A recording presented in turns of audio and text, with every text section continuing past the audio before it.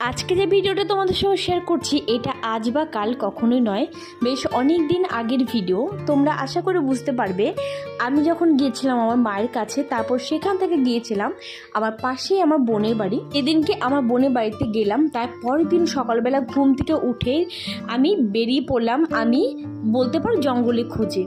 অনেক দিন সেরকম গাছপালা দেখা হয় না, সবুজ জিনিস থেকে দূরেই আছি।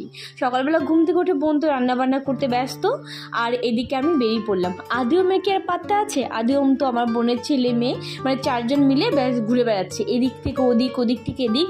এই বাড়ির বাদিকে রয়েছে মামা বাড়ি, সেখানে যাচ্ছে কখনো ওরা ঘুরতে। ডান দিকে আরেকটুখানি এগুলো আমার সেখানে মাসির বাড়ি আছে, সেখানে যাচ্ছে ঘুরতে। আবার ওদেরকে আর পাত্তা পাওয়া যায়? যাকে চলো, আমি এই বোনের বাড়ি কিন্তু আমি ভিডিওটা মানে হোম টুরটা আমি শেয়ার করেছিলাম কিন্তু, আর আজকে বাইরেটা তোমাদের সঙ্গে আরেকটুখানি শেয়ার করি।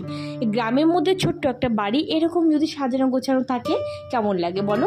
আগে যখন গ্রামে থাকতাম না, তখন সত্যি কথা বলতে গ্রামের মধ্যে একটা ছোট্ট সাজানো গোছানো বাড়ির মর্ম কখনো বুঝতাম না।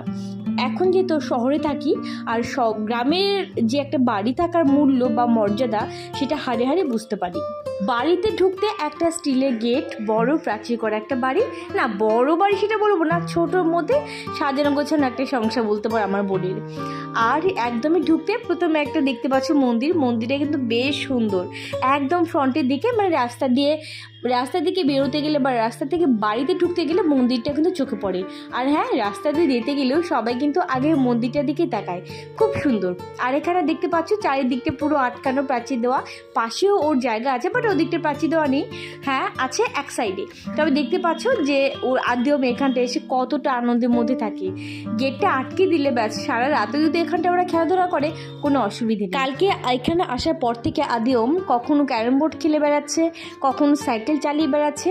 ওই যেমন বোনে মেয়ে দেখতে পাচ্ছ, বোনে মেয়ের সাইকেল, কখনো বোনের ছেলের সাইকেল, বাস এটাই করছে। পাশে বললাম মামা বাড়ি আছে, সেখানটাও চলে যাচ্ছে, তো ওদেরকে কেয়ার পায়। আর এই যেমন বোনের মেয়ে ছোট্ট কিউট একটা মেয়ে, ভীষণ ভালো, ভীষণ বুদ্ধি, পরিপাটি একটা মেয়ে বলতে পারো। আর আমার বোনের ছেলে আছে, তোমরা হয়তো দেখেছো, আবার অনেকে নাও দেখতে পারো, জানি না ব্লগে দেখা গেছে কিনা, ওকে আমার খেয়াল পড়ছে না মুহূর্তে। যাকে চলো মন্দিরটা তোমাদেরকে বাইরে থেকে ভালো করে একবার দেখিয়ে দিই।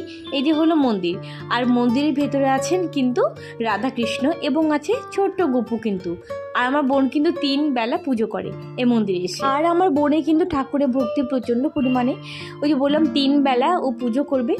আর ওই যে দেখতে পাচ্ছ রাধাকৃষ্ণ মূর্তি, বাইরে থেকে জুম করে তোমাদেরকে দেখাচ্ছি, সেভাবে সামনে গিয়ে দেখায়নি। আর উঠোনে মাঝখানে আছে একটা তুলসী মন্দির, দেখো কত সুন্দর লাগছে দেখতে। আর ঠিক বাইরে ঢুকতেই ডান দিকে আছে বড় একটা টিনের ঘর, যদিও টিনের ঘরটা রিসেন্ট ওরা তৈরি করেছে, কারণ এক্সট্রা জিনিস সাইকেল, আমার বোনের স্কুটি বা টুকটাক যেগুলো হয় আর কি সেগুলো রাখার জন্য। আর এদিকে মানে বাড়ির বাদিকে দেখতে পাচ্ছ একটা বড় বাগান, ডান দিকেও বাগান, আর বাগানের মাঝখান দিয়ে সোজা রাস্তা, চারদিকে বাড়িঘর তো আছে। আর এই যে বললাম বাড়ি একদম মেন গেট স্টিলের আর কি গেট লাগানো আছে।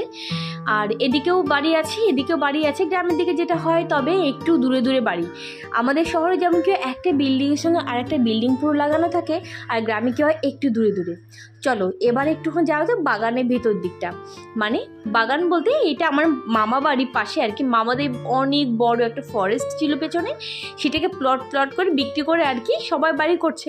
তো এখন ডুবো একটুখানি বাগানের ভিতরে। তার আগে চলো দেখিয়ে দিই, এখানে চাল যত সম্ভব এটা চাল কুমড়ো গাছ এটা লাগানো আছে, আমার বোনেরই জায়গাতে লাগানো। কত সুন্দর দেখতে লাগছে তাই না? বিভিন্ন রকম ফুল গাছ বলো এখানটা, আর রঙিন পাতার গাছ, ফলের গাছ। আর ওখানে দেখতে পাচ্ছ, আশা করি দেখতে পাবে যে একটা কলা গাছে কলা ধরেছে, হনুমান সে খেয়ে নেয়, তো সে কোনো বস্তা দিয়ে ভালো করে আটকে রেখে দিয়েছে।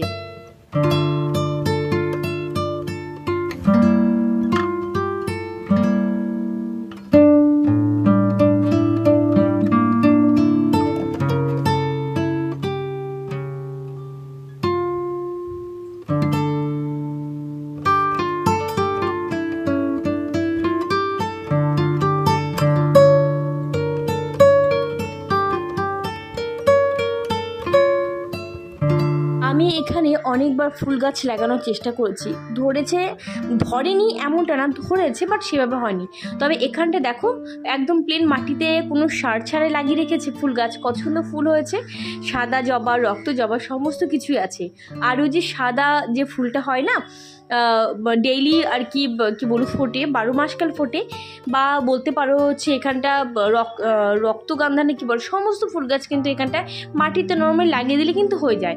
আর মাটিতে লাগিয়ে দিলে কিন্তু সেভাবে কিন্তু পরিচর্যা একটা করতে হয় না। টবে লাগালে যে পরিমাণে পরিচর্যা করতে হয়, নর্মাল মাটিতে লাগালে ততটা পরিচর্যা করতে হয় না।